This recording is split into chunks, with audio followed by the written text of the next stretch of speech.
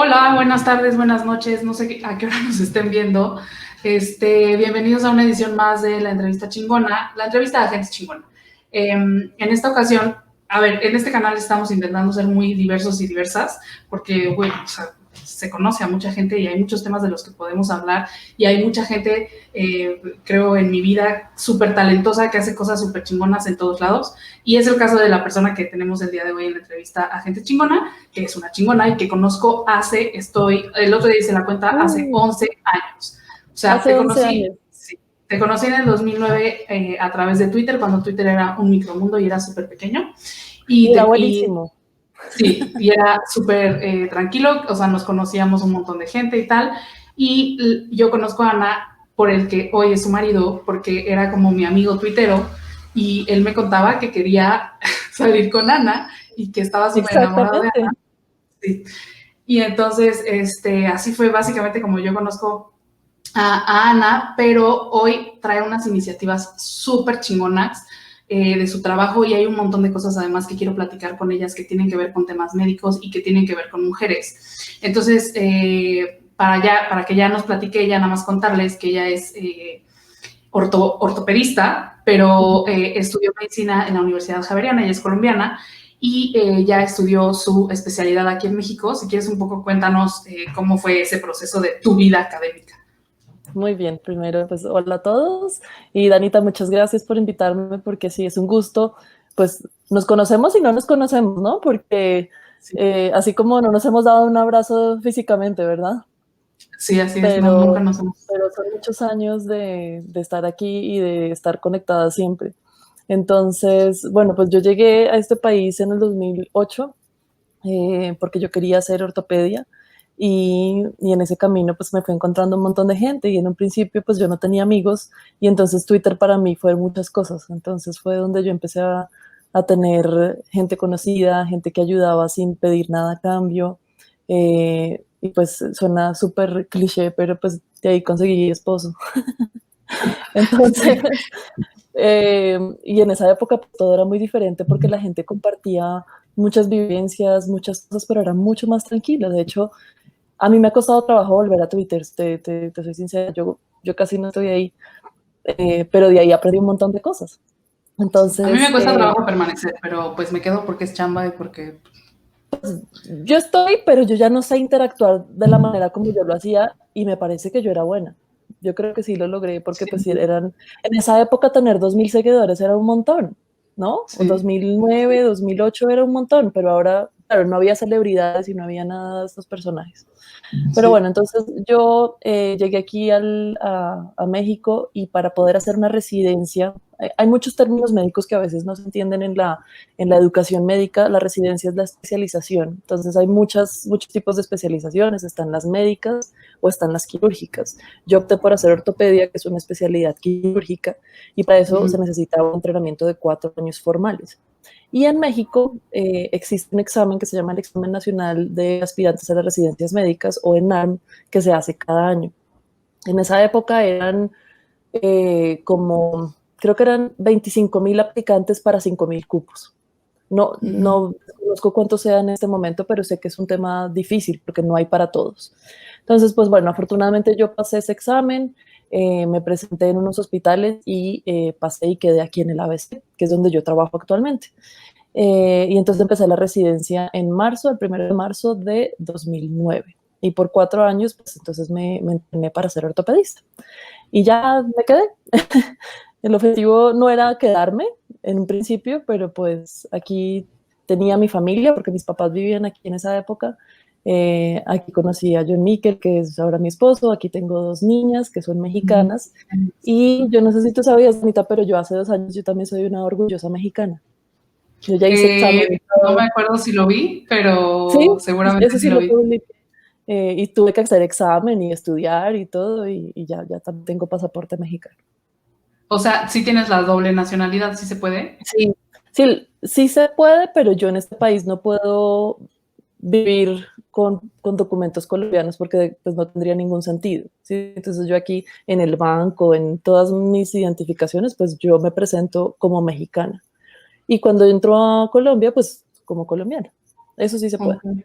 Más Ok. de dos, en Colombia no te permiten, por ejemplo. Oye, no, en Colombia no puedes tener más de dos. Más de dos, hasta donde yo tengo O sea, entendido, solo no. dos. Ok, ok. Ujú. ¿Y tus papás ya no viven acá? No, pero vivieron muchos años. O sea, ellos fueron los que primero llegaron acá por el trabajo de mi papá. Yo Ah, ok, tengo ok. dos hermanas y un hermano, que es chistoso porque creo que tú conoces a mis hermanas o las ubicas por ahí. Las ubico, pero con el que sí he platicado, digo, igual nunca en persona, es a tu hermano, Pues Felipe. tú eres de las pocas que lo conoces porque la gente siempre cree que yo tengo solo dos hermanas y nada más. Entonces, cuando saben de mi hermano Felipe, es como de, ¿pero por qué ustedes tienen un hermano? Entonces, cuando mis papás llegaron aquí a México, Juliana y Felipe entonces tenían 12, 13 años, ellos no tuvieron opción de decidir y tuvieron que venir aquí a estudiar con mis papás. En esa Ajá. época, mi hermana Lu y yo estábamos en la universidad y entonces nosotros sí tuvimos la opción de decidir y preferimos, o sea, dijimos, prefiero quedarme en la universidad y terminarle y después ver qué pasa. En Entonces yo hice Bogotá. medicina, exacto, yo hice medicina en Bogotá y ya después fue para Ok. la especialización, para la residencia, que ya decidí venir para acá. Y entonces en ese camino, una hermana estaba aquí, la otra allá, Felipe aquí, allá, o sea, mis hermanos, por ejemplo, los chiquitos, ¿no? Pero no son chiquitos, eh, estudiaron el colegio aquí, la escuela aquí. Y después la universidad la hicieron allá. Entonces, a la fecha, como están las cosas en la familia, es que mi hermana menor, Juliana y yo, vivimos aquí, en México, en Ciudad de México. Lu vive en Noruega. Ok. Felipe vive en Bogotá y mis papás también. Entonces, pues ya Wow. estamos Están todos por todos todo. en todos lados. Qué Ajá. fuerte. Sí. Ok. ¿Y cómo, o sea, cuáles fueron como las grandes diferencias que tú sentiste cuando llegaste a vivir para acá en cuanto a lo académico, justamente? O sea, ¿qué diferencias notaste entre la UNAM? Bueno, que sé que más bien estabas en el ABC, pero, o sea, sí hay diferencias en la formación médica. Sí, pero también tiene que ver un poco con las diferencias de tu personalidad, ¿sí? Porque tú puedes, no sé cómo esto se puede aplicar a otros contextos en la vida, yo supongo que sí, pero tú puedes estar en el mejor hospital, en la mejor universidad que te dé todas las herramientas, pero si tú no haces las cosas como deberías hacerlas, pues de nada te sirve tener un diploma de la universidad tal, ¿sí? Y en ese sentido, yo me gradué de una universidad muy buena y de una facultad de medicina muy buena en Colombia, que es la Pontificia Universidad Javeriana. Entonces, digamos que yo ya Mm, tenía un régimen académico y pues yo soy muy disciplinada, muy estudiosa y eso ha sido desde que yo soy niña.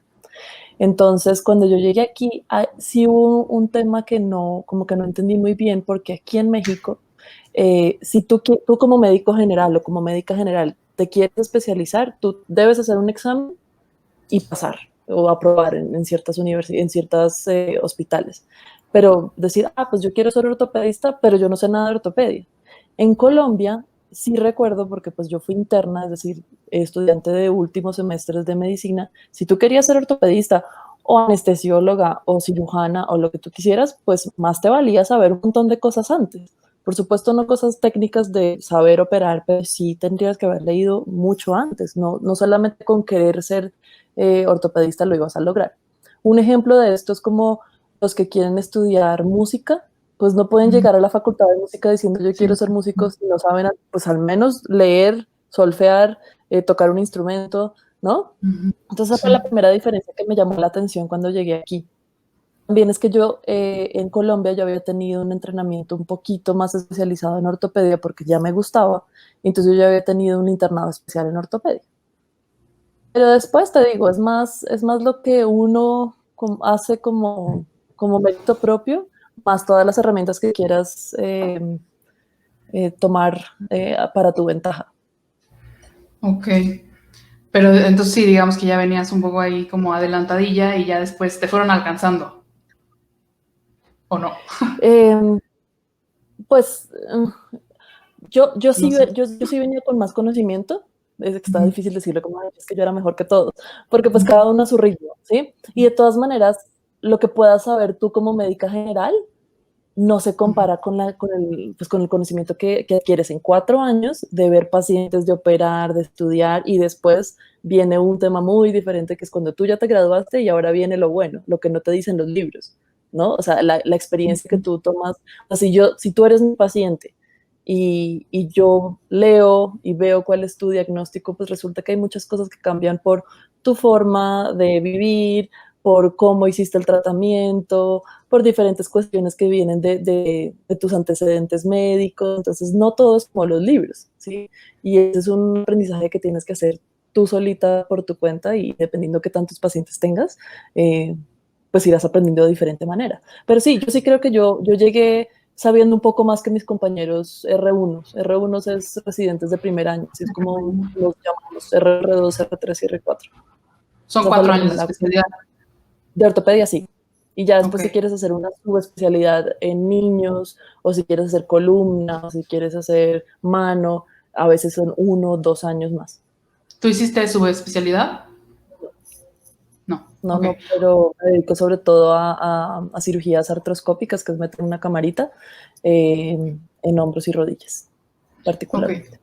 Justo la semana pasada estaba yo, digo, más bien entrevisté a Glucosa Atómica, que se llama Fernanda Mendoza, y Fernanda Mendoza es la chica que va a la conferencia, que es muy joven, tiene 25 años, está en 10º semestre de medicina, y yo le preguntaba que cómo le iba en cuanto a hombres y mujeres en medicina, y ella me decía, no, pues en realidad ahorita en 10º semestre somos ya más mujeres que hombres, ¿no? Sí, Ella me dijo, somos muy disciplinadas, somos más disciplinadas las mujeres, yo creo que eso es lo que pasa, pero tú me has dicho que en específico en temas de ortopedia hay más hombres que mujeres. ¿Es cierto? sí, Sí, ¿verdad?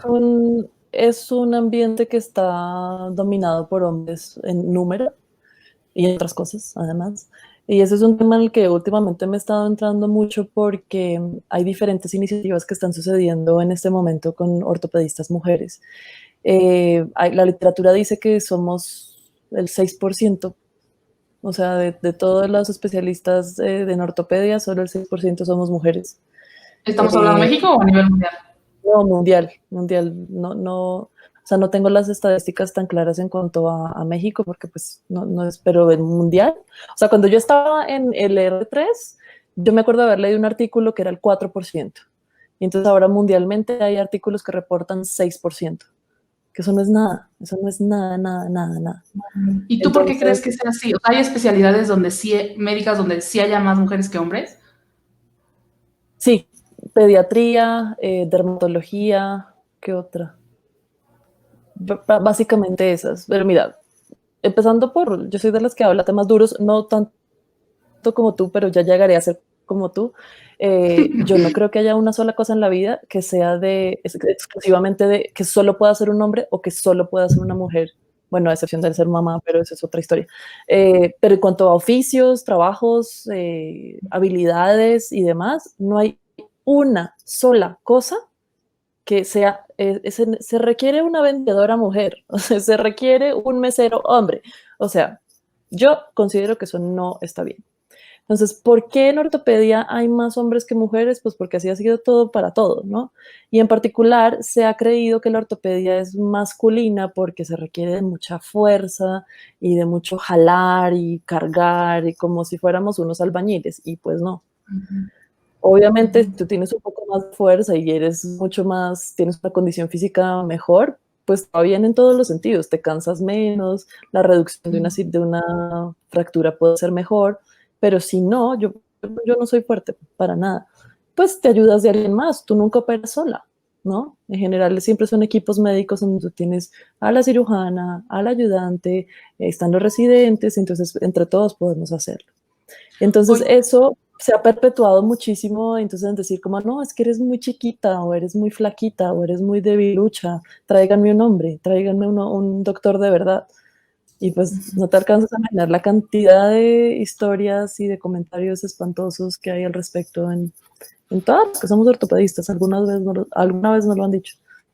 oye, pero ¿por qué? O sea, a la hora de operar o a la hora de, no sé, o sea, del trabajo con pacientes, ¿sí requieren mucha fuerza? Te digo, no, o sea, hay cirugías de cirugías, y hay cirugías donde yo termino más cansada y probablemente pues cuando tengo que usar un martillo para impactar algo pues me demoro un poquito más que lo que lo haría una persona de mi contextura pues más musculosa, pero no va más allá de eso, ¿sabes? O sea, en Pero es realidad que son mitos. sí, son mitos. porque es como si yo te digo a ti que tú no puedes atornillar el tornillo en tu casa porque está muy fuerte. Entonces, ¿tú qué me vas a decir? No, pues sí puedo, solo que me cansé un poquito más, Sí, o me tardé un ¿no? poco más, pero sí pude.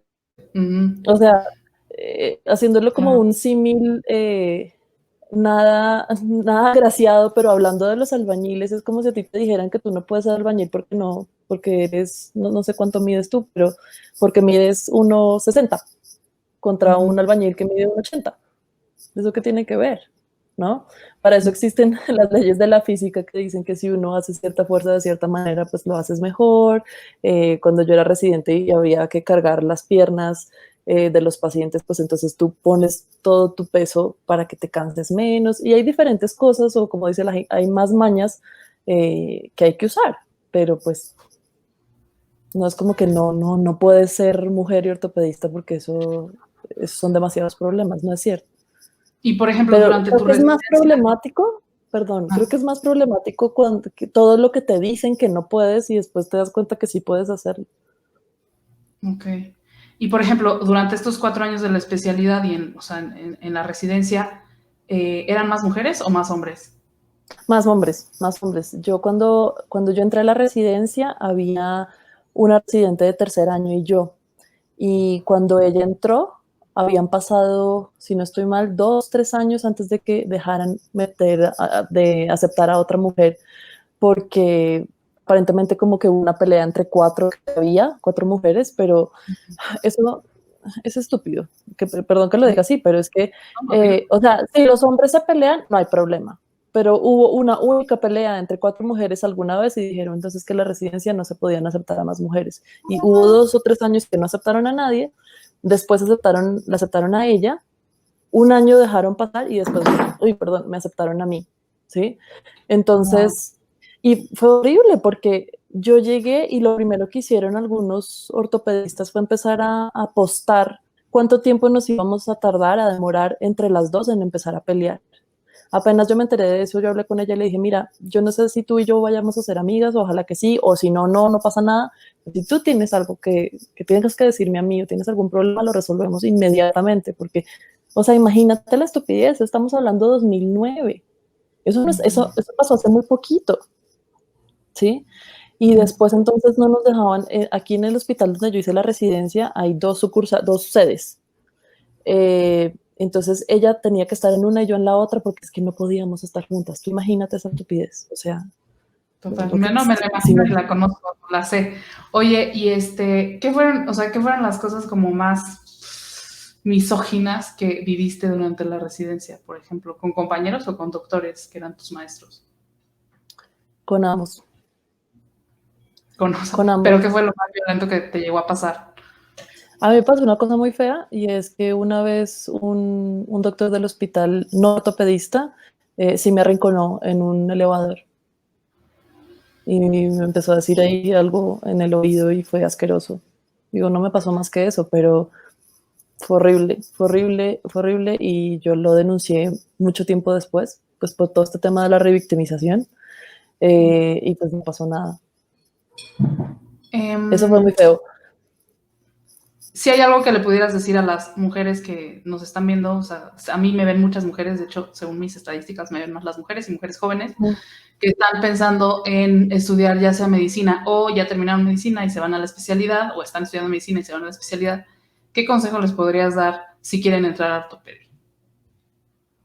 Que busquen a mujeres aliadas. Eso es lo más bonito que a mí me ha pasado. Ok. Yo alguna vez te oí a ti, no me acuerdo hace cuánto, decir que el feminismo es muy bonito porque te hace mejor persona y es muy sanador. Y yo voy ahí Sí. en mi camino de ser feminista, ahí voy, yo voy aprendiendo y voy aprendiendo un poco de todas, pero busquen a otras mujeres, que no son sus enemigas, pueden ser la mejor ayuda que ustedes puedan tener. Y en estos ambientes que siguen siendo un poco hostiles para nosotras, yo creo que este es la mejor consejo, recomendación que yo les puedo dar. No están solas, no estamos solas, Claro, ¿no? Y perfecto. vamos a tener una empatía mayor que si tú se lo vas a contar a otro hombre, por más bueno que sea ese hombre. Sí. Y Sí, y que no se dejen amedrentar por eso, o sea, sí tienen que luchar por lo que ustedes quieren. Hay cosas que son difíciles, pero no se queden calladas, no se queden calladas. pues sí, y que creo que el feminismo es un gran liberador y muchas gracias por lo que me dices, la verdad es que me conmueve. Un poco ya pasando como a los temas médicos, porque justo el otro día vi uno de tus webinars que justo estás organizando. O sea, si quieres, primero platícanos qué es esta iniciativa de mujeres ortopedistas que estás haciendo ahorita y cómo, dónde te pueden seguir, qué están haciendo, etcétera. Está súper, súper bonito esto. Y lo que te decía es que empezaron a ocurrir diferentes iniciativas en paralelo. Eh, entonces, por un lado está Nancy Monroy, es una ortopedista pediatra, ella está perdón, Cancún, no, en Acapulco, y ella siempre ha tenido la idea de hacer un podcast de mujeres ortopedistas. Entonces, nos juntamos algunas, como bajo la orientación y guía de Nancy, para poder hacer capítulos de temas importantes para nosotras: liderazgo, feminismo, maternidad, residencias, entrevistar a otras mujeres ortopedistas y que nos cuenten cómo lo han hecho, qué han sufrido, qué ha pasado. Entonces, eso, aunque todavía no se está transmitiendo, estamos haciendo justo la producción de eso. Te puedo decir que ayer grabé con otra amiga el episodio de maternidad y ortopedia, que hay un montón de temas muy buenos y súper importantes que tenemos que hablar. Eso es por un lado. Por otro lado, hay la jefa de residentes del Hospital Español, que se llama Ana Fernanda Antón. Ella creó una comunidad de mujeres que se llama Ortho Women México, y es una cuenta en Instagram que busca darle visibilidad a todas las mujeres ortopedistas en el país. Entonces ella las busca o nos busca y hace reseñas de quiénes somos, qué hacemos, qué nos gusta, y siempre buscando como todo se puede hacer, y seamos amigas, y un poco como tratando de educar a las mujeres ortopedistas en feminismo, porque te sorprendería mucho ver que pues esa palabra como que le da mucha angustia a mucha gente y le da demasiada como una reacción no siempre buena. Entonces, ahí está Ana, y entonces yo la conocí, somos amigas ahora, y estamos trabajando en un proyecto que va a salir justo esta semana, que es el Foro de Mujeres Ortopedistas. Lo vamos a hacer virtual, en donde ella también va a tener unas invitadas, yo voy a estar incluida dentro de ellas, y vamos a hablar de diferentes temas importantes para nuestra especialidad, ¿sí? Y por otro lado, una residente de segundo año en Argentina, y ella es ecuatoriana, me buscó porque ella está cansada de que todos los paneles de los webinars, de los congresos, de los seminarios, de los cursos sean de hombres. Eso se llama el all male panel, ¿no? Sí, O como dicen en México, el club de Toby. sí, de Entonces, acuerdo. no puede ser posible que son los únicos expertos en el tema que tú quieras: pie, hombro, rodilla, cadera, columna, solo sean hombres. ¿Dónde están las mujeres? ¿Por qué no las llaman? ¿Por qué no nos invitan? ¿Sí? Entonces Cristina dijo, pues entonces yo voy a hacer un webinar de solo mujeres. Y entonces me contactó, y yo últimamente, y dicho de buena manera, yo digo a todo que sí. Es como de, sí, yo quiero participar, porque esto me gusta mucho.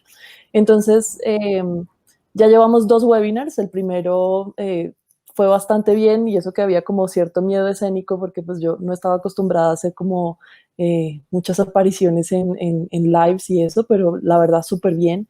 Y lo que estamos buscando es que haya más visibilización de mujeres ortopedistas y también residentes. Para mí es súper importante incluir a las residentes de ortopedia, porque esto tiene que tener algún tipo de legado, ¿sí? Como, o sea, lo que yo aprendí se lo tengo que enseñar a alguien más, y todo eso significa tratarnos bien, tratarnos bonito, hacer ciencia de calidad, tener un ambiente entre nosotras y poder hacer las cosas diferentes y bien, ¿no? Eh, Sí. Muchas de las que se habían como presentado en el foro, en el webinar, decían: es que yo estoy muy nerviosa, y justo yo en este último que hicimos yo les dije: tranquilas, si por alguna razón salen mal las cosas, pues no pasa nada, o sea, aprenderemos de los errores de la parte técnica y tecnológica y lo haremos mejor. Y si sale bien, de todas maneras lo vamos a seguir haciendo mejor. ¿Por qué? Porque como mujeres, no sé si te pasa lo mismo a ti, Dana, pero lo dijo una doctora de ortopedia pues con bastante renombre en este país, que es la doctora Graciela Gallardo. Ella dice: tú como mujer en ortopedia, lo que hagas bien, se nota la mitad, y lo que hagas mal, se nota el doble. Entonces, nosotros tenemos mucho que perder. O sea, Todo. cualquier otro ortopedista hace una presentación en un webinar, más o menos ahí, ay, pues entonces dicen, ah, pues sí, no lo hizo tan bien, pero no me importa. Pero si yo no lo hago bien, entonces van a decir cosas que hasta no tienen nada que ver conmigo, porque entonces van a hablar de mis intereses, de mi vida que no tienen nada que ver con la ortopedia. Sí, sí, Entonces, totalmente. cuando todas estaban como muy nerviosas, yo les dije, me queda claro que todas estamos muy bien preparadas, pero si hay algo que no sale bien porque se trabó la pantalla, porque me trabé yo y se me olvidó una cosa, no pasa nada, no estamos juzgándonos entre nosotras, estamos queriendo abrir un espacio para nosotras. Y obviamente esto hizo que entonces varios hombres empezaran a participar en estos webinars diciendo que los estábamos discriminando. Y Claro, pues típico. por, por definición una minoría no puede discriminar, ¿verdad? Por No sé si... definición, no. Y no puede haber discriminación cuando, pues bueno, históricamente, no sé cuántos años tendrá la ortopedia en el mundo, pero pues seguramente históricamente todos los espacios eran de hombres. Más bien es un poco balancear o sí, justo volver a equilibrar la balanza, cosa que es muy difícil porque tendríamos que tener otros, no sé, 100 años de ortopedia donde solo las mujeres habláramos, ¿no? Entonces me parece que sí, que es imposible. Y además, un poco retomando lo que dices, o sea, me gusta primero tenerte en este espacio para hablar de esto y que veamos que esto no es exclusivo. O sea, a mí me pasa en mi ámbito de trabajo y sé que a muchas mujeres les pasa en su ámbito de trabajo, pero justo en tu ámbito de trabajo también pasa. Por Y supuesto. no es exclusivo de un espacio, pasa en todos lados. Y lo poderoso que es, lo poderoso y distinto que es, uno, trabajar solo con mujeres y dos, trabajar con mujeres desde el feminismo, porque eso nos da otras herramientas, nos da otras formas de por sí, o sea, las mujeres tenemos otras formas de trabajar porque entendemos el mundo distinto desde que somos niñas, como que nuestra socialización tiene mucho que ver con que nuestras formas de trabajo sean más colaborativas, menos confrontativas, menos de competir. O sea, me parece que hay unas cosas que sí tienen mucho que ver con cómo los hombres están acostumbrados a sobresalir o a trabajar y que como a nosotras no nos enseñan desde niñas, pues se trasladan a nuestra vida adulta y a nuestros ámbitos de trabajo. Digo, no siempre, hay cosas también que, que, que tendríamos que corregir, como por ejemplo esta que estás diciendo, o sea, nos da cañón el síndrome de la impostora de que, o sea, Ah, tenemos como total. este miedo de, no sé, no voy a saber más que ese hombre, o a lo mejor soy más tonta de lo que yo creo, o a lo mejor no soy tan chingona como me dicen que soy, y que sabemos que nos pasa muchísimo a las mujeres, ¿no? O tengo que validar, o todo lo que sé me lo tienen que validar de alguna manera un hombre para que me puedan decir, ay, no, yo sí sé operar, o yo sí puedo, o, sí, o yo tengo la seguridad. Sí, sí. O sea, no está fácil para quienes nos estén escuchando y quieran hacer alguna especialización, ser doctoras, hacer lo que quieran. No está fácil, pero eso no es el argumento para que no lo vayan a hacer, porque, o sea, la noticia es que en todos los lugares algo va a haber malo. Siempre va a haber ese compañero de trabajo o compañera que te va a hacer la vida difícil y pues hay que buscar la manera de sobrellevar o sobrepasar eso, ¿no? Digo, en algunas es el machismo y en otras es el egoísmo y en algunas, digo, hay muchas circunstancias que, pero no por alguno de esos argumentos significa que dejen de hacer lo que quieren hacer. Oye, y un poco ya igual, siguiendo con el tema médico, me comentas que están haciendo no sé, episodio sobre ortopedia y maternidad. ¿Por qué en Lo hicimos específico de anoche. maternidad?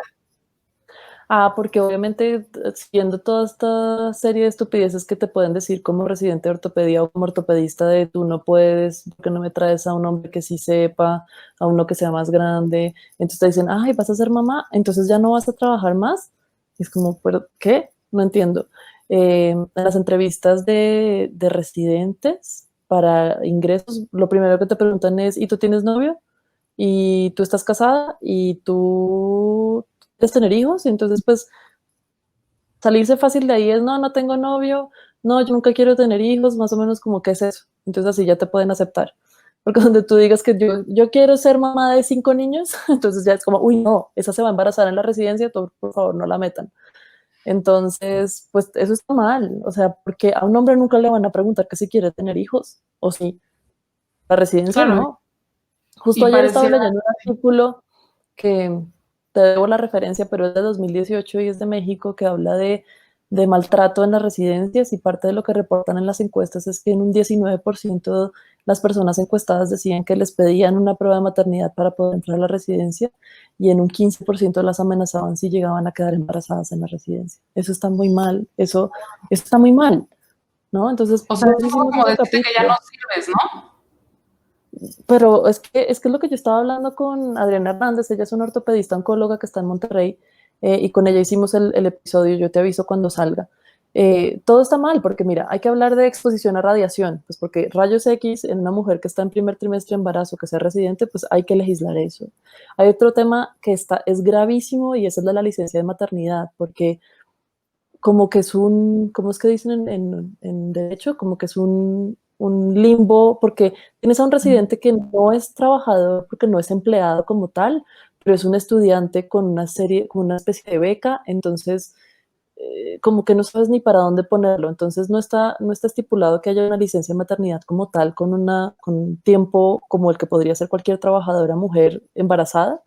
Entonces te lo toman como enfermedad, como si el embarazo fuera una enfermedad, o te lo toman como unos días de incapacidad por vacaciones, y pues no, o sea, la maternidad no son vacaciones y no es enfermedad, y tampoco te pueden dar 6 semanas, porque si tú tuviste un embarazo y fue pretérmino y el niño está en terapia intensiva, puede que a las 6 semanas ni siquiera haya salido de la hospitalización. Y pues la maternidad es suficientemente compleja si no hicieras nada más, como para que además le metas todo el tema de hostigamiento, de violencia, de discriminación, que se sufre en las residencias, que pues te puedo hablar solo de la de México porque es donde yo la hice, y que ya hay artículos publicados al respecto. Entonces, por eso teníamos que hablar de maternidad y ortopedia.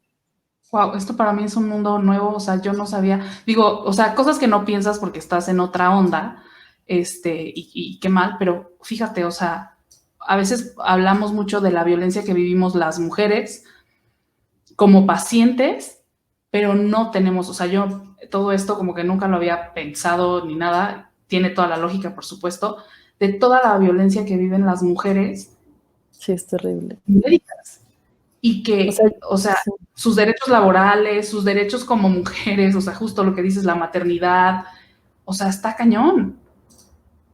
sí, es Wow. terrible. Mira, yo te puedo decir que yo entiendo el privilegio, eh, pero entender el privilegio no significa que como entonces hay alguien que está peor que yo, puedo hablar al respecto. Sí, a mí Mm, me discriminaron, sí, a mí me trataron muy mal, sí, a mí no me parece, y no porque me hayan tratado mal a mí, entonces yo tengo que tratar mal al resto.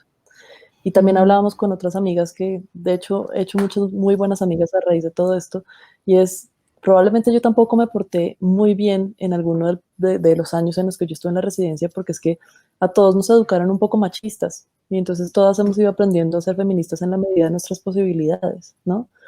sí, Entonces es un total. proceso de educación constante, en donde tenemos que educarnos primero nosotras mismas, yo misma conmigo, y después empezar a educar a quien se deje de a poquitos hasta que logremos cosas mejores. Entonces parte de estos proyectos es todo que todas estemos mejor, que hagamos una medicina de calidad como hemos aprendido a hacerla, y que genere muchas empatías. Muchas de las cosas que yo he estado como repitiendo un poco en mis redes.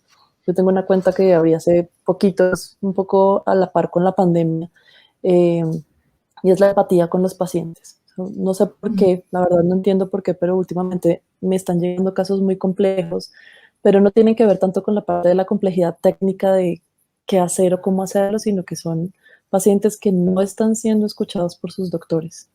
ujú. Y es una tristeza y es una pena, porque son pacientes que están sufriendo, que nadie les pone atención, que tienen muchos, ya sabes, tienen aquí una cosa, un fajo de reportes y de estudios y de medicamentos, y nadie les pone atención, y pues hay que escuchar, porque yo, por ejemplo, yo soy paciente, porque a mí me duele mucho la espalda desde hace mucho tiempo, y entonces cuando tú te pones como paciente, pues las cosas cambian. Ujú. todo va de la mano, porque hablemos de, o sea, el feminismo no es solamente esa parte como activista de cómo vamos a cambiar las cosas, sino también va para los pacientes. Entonces, ¿cómo yo puedo ponerme en el lugar del otro? ¿Cómo puedo ser más empática? A veces se necesita escuchar más y ahí también empiezan a suceder las cosas mejores, o sea, los tratamientos empiezan a ser, puede que sean los mismos tratamientos, pero funcionan mejor. Es una parte bien bonita que yo he empezado a aprender y tengo una muy bonita relación con mis pacientes, te puedo decir. Oye, ¿y tú crees que eso tiene que ver con que eres mujer? Pues yo estoy muy contenta porque cada vez estoy teniendo más pacientes que están buscando una ortopedista mujer y llegan conmigo. Entonces yo me lleno así como de emoción. Sabes Yo, que justo, a ver, sí, sí, sí, perdón. eh, pues es que yo soy así y yo nunca he sido hombre, entonces no te podría decir que sería diferente, ¿sabes? Y no podría decirte otra cosa, pero que me estén buscando porque están buscando una mujer ortopedista me llena de mucha felicidad. Ay, no sé qué hice. Estás en blanco, Ya, ya. sí. Este, justo, fíjate que, o sea, tengo varias amigas, tengo yo creo como 4 o 5 amigas que tienen fibromialgia y con ellas estamos, o Ujú. sea, he platicado mucho como justo cuando las mujeres vamos con médicos hombres y hablamos de nuestro dolor, normalmente los médicos hombres minimizan nuestro dolor y o no nos creen o dicen que estamos exagerando y creo que también pasa por ejemplo, con los pediatras hombres, con los ginecólogos hombres que también, o sea, llegas con un dolor. Tengo ahorita una amiga que justo está pasando por un periodo difícil respecto a un problema que tiene y ha ido con médicos hombres y la han tratado muy mal, o sea, la han tratado violentamente inclusive y Ujú. ella, pues, o sea, de decirle casi, casi, señora, ya cállese y obedezca, ¿no? Y bueno, ahorita ya se cambió a una ginecóloga mujer, eh, y la diferencia en el trato, como de decirle voy contigo y vamos a lo que tú decidas, etcétera. Entonces yo también creo que, dadas las experiencias de muchas de mis amigas y también mi experiencia, la experiencia de mi hermana cuando nació mi sobrina con la malformación, Me acuerdo es perfecto de súper todo lo que distinto. dijiste. Es súper distinto como, o sea, puede no ser un varón, digo, puede no ser necesariamente una mujer la que sea más empática, pero sí creo que es muy distinto una doctora mujer que un doctor varón para entender el dolor de las mujeres. Y eso lo escuchaba en uno de tus webinars donde hablabas del dolor durante el embarazo. ¿Quién mejor que una doctora mujer que ya vivió un embarazo y que sabe los dolores que se viven durante el embarazo para hablar de eso o para ser De empática acuerdo. respecto a eso? Mira, yo por Entonces, ejemplo, perdón. no, no, Eh, no vas. te decía, yo he sufrido por más de 10 años de dolor de espalda. Yo no opero columnas porque no tengo el entrenamiento para hacerlo, pero sí veo pacientes en consulta cuando tienen dolor de espalda. Y te juro que a esos pacientes me les dedico un montón porque es que a mí me ha dolido tanto que yo no quiero que nadie le duela nada nunca. Eso por un lado. Y por otro lado, al principio cuando te decía que las mujeres tenemos mucho más que perder, yo así lo he sentido siempre. O sea, como que yo sí he querido ser más empática, más cercana, porque de hecho así lo soy. O sea, yo puedo ser furiosa, yo puedo ser muy de hablar de frente, pero pues el paciente no tiene la culpa de que yo me peleé con el mundo por diferentes cosas. Entonces yo sí soy muy linda con mis pacientes y también es porque en esta jerarquía donde el mundo de la medicina también ha sido de hombres por mucho tiempo, pues como que ciertos hombres han tenido como esa libertad de decir, pues yo te trato como se me da la gana porque yo soy el doctor y tú eres el o la paciente. Y yo creo que esos modelos ya están echados a recoger hace rato, porque pues tú necesitas un paciente que esté supremamente comprometido a saber qué es lo que tiene, a cómo tiene que tratarse, y en ese sentido vas a tener un paciente que está muy leído, aunque no sepa de medicina, pues se va a documentar de alguna manera. Entonces ya no son niveles jerárquicos en donde yo soy la doctora y tú eres la paciente y tú te callas. Eso para nada, eso no está bien. Entonces, en esa medida, creo que si nosotras o yo me diera el lujo, ¿no? Pues entre comillas, de tratar así a los pacientes, pues por supuesto nadie quisiera ir conmigo, porque tú ponte a pensar, si tú tuvieras, o sea, los pacientes así lo deciden, es como, si el doctor me trata mal, bueno, pero es que es buenísimo porque es una eminencia. Y si una mujer te trata así, dices, no, pues pinche lo que quieras decirte y entonces se van. Y aparte ni siquiera vale la pena. O sea, ¿tú por qué vas a empezar regañando a un paciente? Yo tuve un live hace, no me acuerdo si fue hace un mes o 2 meses, en donde yo decía, qué pena, pero es que los que dicen que es culpa del paciente que no hizo caso y que no sé qué, pues sí, hay que entender el contexto de los pacientes, pero a mí no me parece que la culpa sea de los pacientes, porque tienen dolor, tienen un problema y están viniendo contigo precisamente para que tú ayudes a solucionarlo. Ahora, yo tengo un esposo doctor, ¿sí?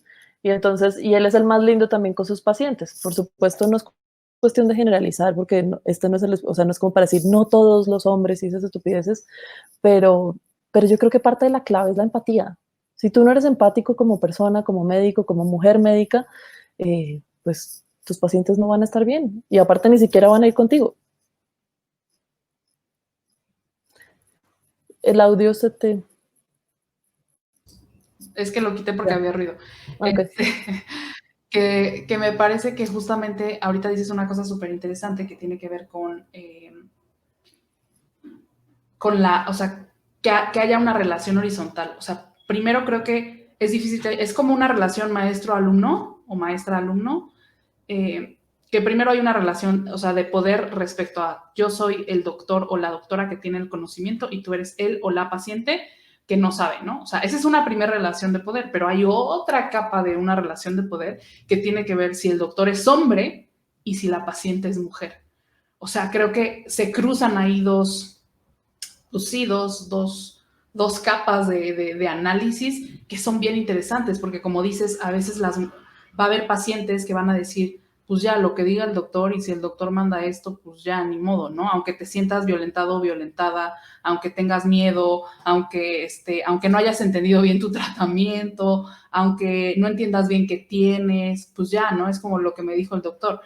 Lo cual, en cualquier caso, me parece peligroso, pero qué bonito y que creo que se los enseñan desde la escuela de medicina. O sea, tener toda esta ética de vamos a tener una relación mucho más horizontal y tú vas a tener todo el conocimiento de lo que tienes y de cómo va a ser tu tratamiento y yo te voy a incluir en este proceso.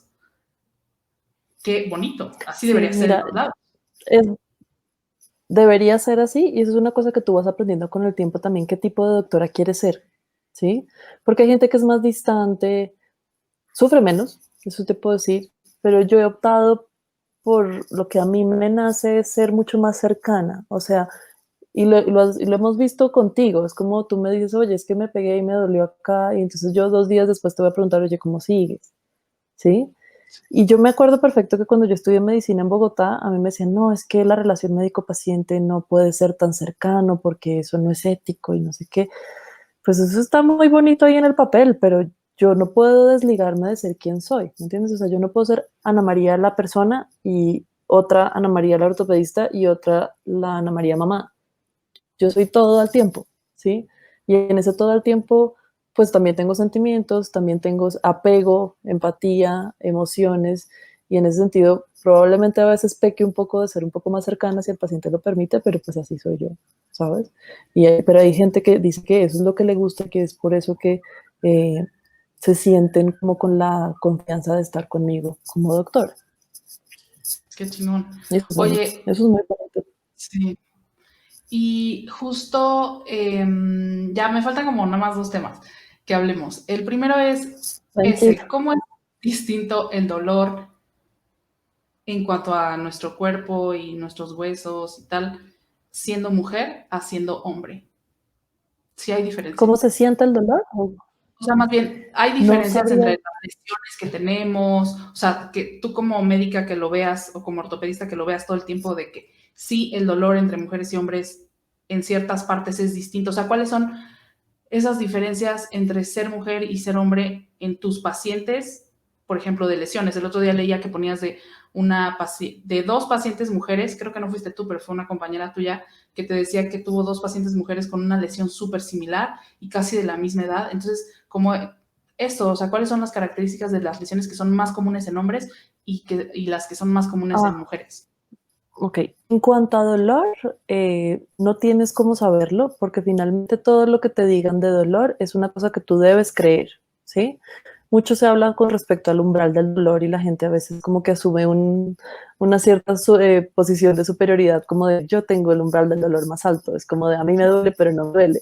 Y eso a mí me parece chistoso y yo me burlo en el buen sentido y con respeto porque les digo, pues qué bueno que pienses así, pero eso no importa, porque pues el único que puede sentir el dolor eres tú, o la única que puede sentir el dolor eres tú, Dana. O sea, si a ti te duele, pues te duele según lo que a Dana le duela, y es diferente de lo que a mí me duele o lo que le duele a alguien más. Entonces, para Y eso no hay tenemos forma unas escalas, de no hay saber forma la de intensidad. compararlo, y por supuesto tampoco, o sea, sí hay forma de saber la intensidad, y para eso hay unas escalas que se llaman escalas análogas del dolor. Has visto, Sí. por ejemplo, en consultorios las caritas o una calificación numérica o por colores, ¿no? Entonces lo más rojo y feo es como el peor dolor de tu vida, eso es como un 10 sobre 10 y está el cero, ¿sí? Entonces de una escala de 0 a 10, yo te digo, nada de dolor es cero, 10 es el peor dolor de tu vida.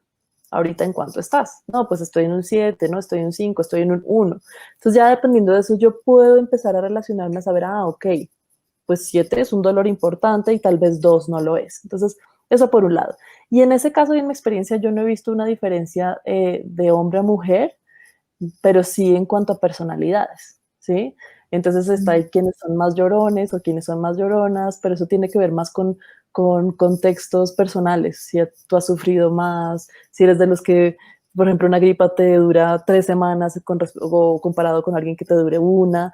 Entonces, en eso en temas de hombres y mujer no veo una diferencia o algo significativo que deba contarte.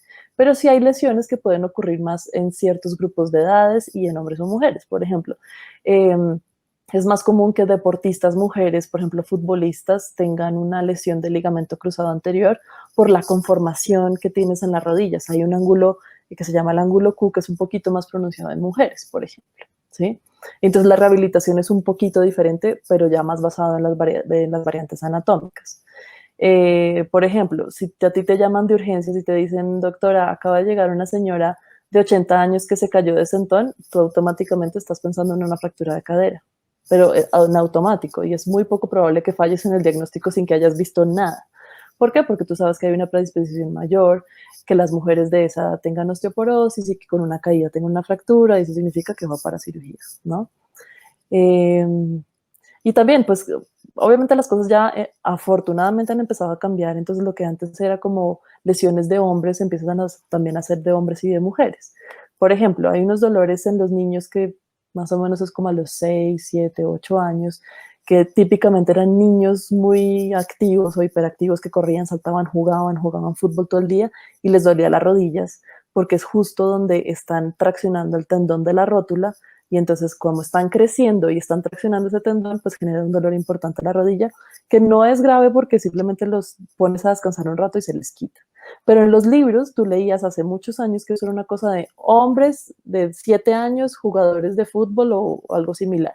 Y ahora estás viendo que a las niñas les está pasando lo mismo, pues porque te juegan igual que los niños, o sea, juegan también fútbol, están en las liguitas, están en diferentes cosas. Entonces, pues eso es simplemente que otra vez las mujeres estamos ocupando espacios que solamente eran de hombres, ¿no? Entonces, sí hay algunas particularidades, eh, pero en temas de dolor, eso sí es un poco más de personalidad. He tenido a la mujer súper fuerte que no se queja de nada y tengo el paciente hombre que es súper chillón, que por cierto, siempre digo, prefiero al paciente chillón, siempre, siempre, siempre, porque cuando le duele y me va a contar. Pero todos esos que dicen que no les duele, que sí les duele, pero que se aguantan, eso es muy difícil leerlos. Entonces yo prefiero al que se queja todo por todo, porque entonces yo ya sé qué hacer con ellos. Ok. O sea, no se Oye, aguanten dolores, por favor. No se aguanten. sí. Ningún dolor Oye, es normal, por favor. ok. Oye, y la neta, qué chingón eso que dices de que justo están cambiando tanto los roles que, o sea, que ya hay cosas que antes eran solo de niños y que ahora ya, o sea, aunque suene feo, ¿no? De que son lesiones, pero qué chingón eso, o sea, que ya hay cosas Claro. que pasan a niños y a niñas. Oye, y por último, ya para terminar, hoy es Día Internacional del Peatón. Estamos grabando, digo, esto no va a Ah, salir el sí, 17 de agosto, sí, pero hoy es 17 de agosto y es Día Internacional del Peatón. Y entonces, felicidades. sí, entonces quiero, bueno, las cifras dicen que en México los que más más bien caminamos un montón, más del 70% de la gente camina, ya sea porque camina por completo en sus viajes o porque va a las paradas de autobús, ¿no? Entonces, en este país, pues caminamos un montón, solamente por lo menos aquí en la Ciudad de México, solamente el 22% de los viajes se hacen en vehículos particulares y todos los demás se hacen en transporte público y o caminando, ¿no? Podemos decir que, pues sí, prácticamente el 80% de los viajes se hacen total o parcialmente caminando, y también lo que dicen las cifras del INEGI es que quienes más caminamos somos las mujeres, y lo hacemos porque, pues, uno, somos las que menos coche tenemos, y dos, pues nuestras labores que tienen que ver con el cuidado y el trabajo del hogar nos obligan a que escojamos como para hacer nuestra vida cotidiana polígonos más pequeños, y entonces llevamos a los niños a la escuela, regresamos, vamos a comprar la comida para el día, regresamos, vamos por los niños a la escuela, etcétera. Entonces, caminamos un montón, es un poco para lo que nos alcanza, pero administramos nuestro espacio y nuestro tiempo en base a esto, con base en esto. Y Con base en entonces, esto. sí, sabía que lo estaba diciendo mal. Entonces, un poco ya como para cerrar, que nos digas por qué son tan importantes nuestras piernas y nuestros pies y cómo podemos hacerlo para cuidarlo, qué zapatos sí usar, qué zapatos no usar. O sea, es un tema que a mí, tú sabes, me apasiona, pero que creo que nos falta un chorro de sensibilidad. Yo, la verdad, ya he dejado de usar tacones hace años, uso solo tenis casi, y mis chanclitas Birkenstock, no uso otra cosa prácticamente. Entonces, no sé, ¿qué consejos nos puedes dar para nuestros pies hoy que es Día Internacional del Peatón? Bien, primero felicidades porque yo sé que estás haciendo un súper trabajo con toda la parte de la liga peatonal. Ahorita que te contesté la pregunta me recuerdo de contarte una anécdota al respecto. Existe una página de la Asociación Americana de Pie y Tobillo que se llama OFAS en inglés, que sacó como un apartado que es información para pacientes que se llama Foot Care MD. Sé que todavía no está como para traducción en español, pero la verdad es una página muy buena donde dice cómo cuidar tus pies. Entonces, qué zapatos debes escoger, cómo hacer un pedicure que sea pues limpio, sano, sin riesgos, cuándo debes consultar a un doctor para esto. Está bien bonita la página, se llama Foot Care MD. Pero bueno, en términos generales, los pies hay que cuidarlos, son una parte muy importante de tu cuerpo porque pues precisamente es tu primer medio de transporte, ¿no? Real, porque pues las rodillas y las manos fueron primero, pero es tu primer medio de transporte y es con lo que tú te mueves. Y entonces cuando algo falla, por ejemplo, en la planta del pie, pues ya te limitaste, entonces ya no puedes caminar a donde tú quieres, ya no puedes ir al baño, ya no puedes ir a la cocina. Si algo te pasara en un dedo y una mano, pues claro que también es importante porque con eso escribes, comes y demás, pero digamos que podrías diferir un poco la cita con un doctor o doctora, pues porque con esto no estás caminando, ¿no? Entonces, en primer lugar, es básico tener unos pies, una salud de pies adecuada. El mes de la conciencia de la salud del pie es en abril. Digo, ya son como 4 o 5 meses, también para que sepas, porque eso vale la pena cuando tú hagas toda la parte de lo de la liga peatonal. Entonces, lo que dicen es que primero tienes que usar zapatos que sean cómodos, y esto significa cómodo para cada persona. Lo que para mí es cómodo puede no ser para otra, y eso significa que mi forma del pie es diferente a la de otras personas. Pero en términos generales son zapatos que tengan, se llama caja, un box que sea amplio, o sea, que no sean zapatos muy estrechos, que no te generen ningún tipo de enrojecimiento o callo o úlcera, ¿sí? Eh, que tengan una buena pisada, eso significa que tengan una suela que no se resbale mucho y que realmente sea una suela. ¿Te acuerdas que hablábamos un poco algún día, no sé si te acuerdas, fue hace como 2 semanas, que yo te decía que a mí no me gustan los flats para nada, porque casi que no son zapatos, tú estás caminando en una superficie que es como plana sin ningún tipo de soporte. Sí, pueden ser muy bonitos, pero así como zapato con el que un peatón se sienta cómodo para estar, o peatona, esté haciendo sus cosas de la vida diaria, pues no es un zapato que sea el más ergonómico ni el más seguro para que evite accidentes o caídas en la calle, que por cierto son muchos accidentes en la calle que generan muchas lesiones. Entonces, otra recomendación muy importante de los pies es revísense los pies, sobre todo en un país donde hay tantas personas con diabetes, y que sabemos que hay personas con diabetes que no están diagnosticadas. Yo creo que un hábito que debemos hacer todos los días. Revísense los pies, séquense bien entre un dedo y otro, revisen que no tengan callos, que no tengan heridas, que no tengan enrojecimientos, cambios en la coloración de los pies, porque esto es fundamental para poder prevenir algún que pueda suceder en el futuro.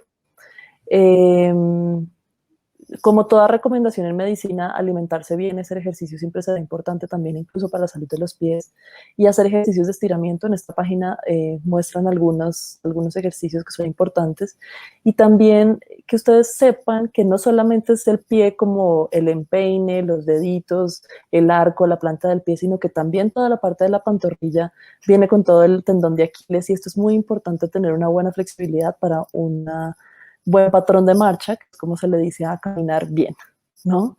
Y si hay un zapato que incomoda, no es cuestión de comprar, que yo lo voy amansando, lo más probable es que no lo amanses nunca y entonces te va a doler, te va a generar alguna lesión, y entonces mejor usa un zapato que tú puedas probar en la tienda. Si te gusta, te cae bien, todo está en orden, ese es el zapato que te va a gustar, pero no es cuestión de que lo uses 5 días seguidos para que ahora sí sea el zapato ideal. Eso es de recomendaciones.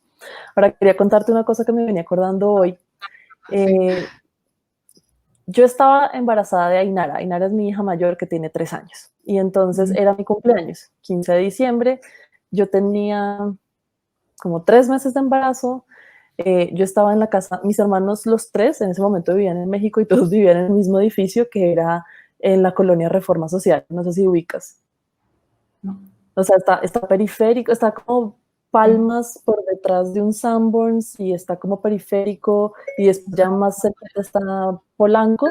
Y bueno, esto es importante porque yo tenía cita con el ginecólogo para poder saber si mi bebé iba a ser niño o niña. Entonces yo estaba muy emocionada porque Ainara no se dejaba ver por ninguna parte. Yo ya tenía 3, 4 meses de embarazo y entonces pues no había manera de saber, y entonces todo el mundo quería preguntar y saber y no sé qué.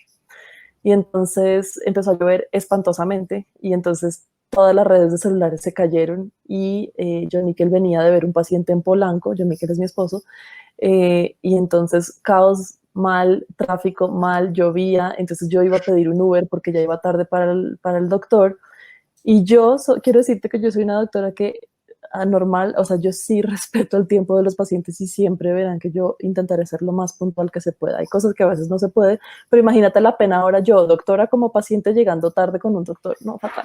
Y la consulta era en observatorio. Entonces, pero te digo, llovía terrible, no había señal de celular, John Miquel estaba bravísimo porque estaba 2 horas en una cuadra. Entonces yo dije, no, yo me voy y yo voy a tomar un taxi o lo que sea porque yo tengo que llegar a observatorio. Entonces, pues, no llegaba un taxi, no llegaba un Uber, entonces yo empecé a caminar hacia periférico y lloviendo, embarazada, o sea, todo mal. Entonces me acordé mucho de ti porque yo soy consciente de que los puentes peatonales son todos menos peatonales, pero una cosa es cuando uno lo lee y una cosa es cuando uno lo vive. Entonces, volviendo al mismo contexto que voy a repetir porque es que fue muy feo, charco, llovía, yo tenía mucho afán, tenía mucha prisa y yo no encontraba un solo taxi, entonces yo empecé a caminar. Entonces caminé por la paralela de periférico, pasé Palmas, pero para pasar Palmas ya no la puedes pasar caminando, sino que te tienes que subir al puente peatonal. Y pues yo ya estaba cansada y tenía que correr. Y yo decía, pero es que yo quiero cruzar la calle, porque es que si yo cruzo la calle me demoro menos y entonces hago menos esfuerzo y me canso menos, pero no, ahí vas. Entonces la escalera para acá y la escalera para allá y la escalera para acá para poder pasar ese puente, que fueron como 15 minutos, para volver a bajar y pasar una chiquitica calle. Y después entonces tuve que pasar Reforma. Bueno, finalmente llegamos, el doctor nos esperó, John Miquel estaba enojadísimo porque seguían Polanco 2 horas después, finalmente supe que era niña, y ese era como mi regalo de cumpleaños. Yo dije, este día fue horrible, pero si al menos es 15 de diciembre, que es mi cumpleaños, yo quiero saber qué es este bebé. Entonces, bueno, eso es una anécdota para decirles que de verdad, solo hasta que uno no pasa por eso de subir un puente peatonal cuando uno tiene prisa y está lloviendo, uno no se da cuenta qué tan privilegiado es uno en un coche feliz y cómo no pueden empezar a pitarle a los, si se puede decir así, yo nunca sé decir bien ese verbo en este país. Sí. Bueno, el claxon, eso está muy mal, o sea, uno como pues estando en un automóvil uno no puede estar echándole el coche a nadie porque es que uno va con toda la fuerza, con todo el momentum, y y podemos frenar. Podemos frenar. Las calles también, o sea, es un trabajo, o sea, casi imposible y que además pasa en toda Latinoamérica, o sea, yo, o sea, conozco Colombia, conozco Ecuador, conozco Argentina, o sea, y en Perú, y de verdad tenemos un problema de que trajimos el modelo gringo de hacer ciudad y lo metimos súper mal y con condiciones de desigualdad estructural cañonas, y entonces hoy tenemos pues altísimos índices de atropellamiento, altísimos índices de lesiones graves que se quedan para toda tu vida por accidentes viales, y pues, o sea, eso, ¿no? Los puentes peatonales, antipeatonales no deberían de existir y tendríamos que estar haciendo muchas mejores banquetas porque caminamos un chorro y además vamos a ser una generación de viejos y viejas y entonces deberíamos estar súper preocupados de cómo van a estar las calles para que nosotros y nosotras podamos seguir yendo a la tienda cuando tengamos 80 años a comprar cosas, ¿no? Sí, toda la razón. Pues bueno, Ana, muchas gracias. Ya encontré la página que me dijiste, me puse como a buscarla mientras estabas hablando. Y se llama, digo, la voy a dejar aquí en la descripción del video, se llama Food Care MD, ¿cierto? Sí. Y hay como toda una serie de consejos ya vi para distintas edades, adultos, personas mayores, cuando estás embarazada, y está súper chingona. La voy a ver y me la voy a echar toda, y además la voy a poner en la descripción del video, y además la voy a tuitear también hoy, que es día pues muchas gracias, Ana. No sé si hay algo que quieras decir antes de... Disfruté un montón esto. Digo, no soy experta en este tipo de transmisiones y demás, pero disfruté un montón hablar contigo. Muchas gracias por invitarme. Hay muchas cosas por decir y las iremos diciendo poco a poco, porque todas al tiempo no creo que se pueda. También te iré compartiendo todas estas iniciativas cuando vayan saliendo, porque está muy bonito y estoy muy emocionada. Y también quiero que conozcas a las otras doctoras con las que estoy trabajando, porque sé que a ellas les encantaría conocerte y conocer tus ideas. Yo encantada. Oye, si quieres ya nada más por último, dime cuáles son las redes sociales de, bueno, tengo aquí anotado Ortho Women México, pero no sé, de las otras iniciativas que están haciendo, tu Instagram. Mira, Ortho Women México solamente reúne a las ortopedistas mujeres en México. Entonces yo tengo la cuenta de Ortho Women-Latam, en donde estoy pues simplemente reuniendo toda la información de todas las cuentas de Ortho Women en Latinoamérica, porque ya varias abrieron. Ecuador, Perú, Bolivia, Argentina, Chile, Brasil, ¿qué me falta? Bueno, México y Colombia, ¿sí? Entonces ahí van a encontrar como información muy específica de mujeres ortopedistas en Latinoamérica. La cuenta que yo tengo en donde les muestro un poquito qué es lo que hago en ortopedia se llama @ortopediaabc en Instagram. Y de una forma similar en Facebook estoy como Ortopedia ABC, doctora Ana María Serrano. Y eso es lo que tengo por ahora. Y en Twitter me pueden encontrar como @Ana Serrano, aunque pues bueno, ahí si me escriben voy a volver a empezar como esas viejas épocas donde conocí a Dana y también donde conocí a John Miquel. Y mis amigos del alma son de Twitter, quiero decir. Mira, qué chingón. Sí. Yo la verdad sí también he hecho muy buenos amigos, relaciones laborales, todo. Es un gran espacio de relaciones públicas, el Twitter, la verdad sí. No, y pues siempre va a estar como en mi corazón porque es esa historia de ¿y dónde se conocieron? En Twitter. Sí, yo conozco esa historia muy de cerca. Exacto. Pues muchas gracias, Ana, y pues nada, suscríbanse al canal. En la cajita de información les voy a dejar toda la información, tanto de las cuentas de Instagram, la página esta para que chequen sobre la salud de sus pies. Y pues gracias, Ana, y nos vemos a la próxima. Te quiero un montón, Dana. Muchas gracias. Bye. Adiós. Chao.